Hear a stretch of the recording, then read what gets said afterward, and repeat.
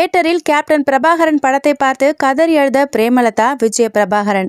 RK. Selvamani டைரக்ஷன்ல மறைந்த captain Vijayakanth, Rupini, Sarathkumar, Ramya Krishnan, Mansoor Ali Khan, Gandhimathi Livingston நடிப்புல 1991ல ரிலீஸ் ஆன சூப்பர் ஹிட் படம் தான் கேப்டன் பிரபாகரன். அந்த படத்துக்கு பிறகு விஜயகாந்தை எல்லாரும் கேப்டன் விஜயகாந்த்னு அழைச்சாங்க.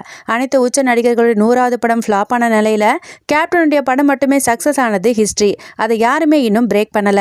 இப்படி பல யூனிக்கான விஷயங்கள் இருக்கிற கேப்டன் பிரபாகரன் படம் இன்னைக்கு ரீ-ரிலீஸ் செய்யப்பட்டிருக்கு.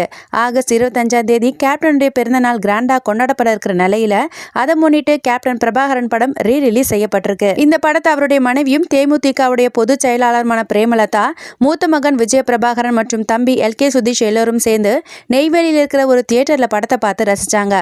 படத்தோட டைட்டில் கார்டு போட்டதுல இருந்து பலமுறை பிரேமலதாவும் விஜய பிரபாகரனும் கதறி கதறி அழுதாங்க. மேலும் மனைவி பிரேமலதா கையெடுத்து கும்பிட்டு முணுமுணுத்து பேசினபடியே இருந்தபோது விஜய பிரபாகரன் கண்ணீரோடு விசில் அடிச்சது எல்லோர் கண்களையும் நனைய வச்சிருச்சு. இந்த படத்தோட ஆடியோ லான்ச் சென்னை கமலா தியேட்டர்ல நடந்துச்சு. மொத்த படக்குழுவினரும் கலந்துகிட்ட நிலையில மறைந்த கேப்டன் விஜயகாந்தை பத்தின நினைவுகளை எல்லோரும் கண்ணீர் சிந்தி ஷேர் பண்ணது குறிப்பிடத்தக்கது.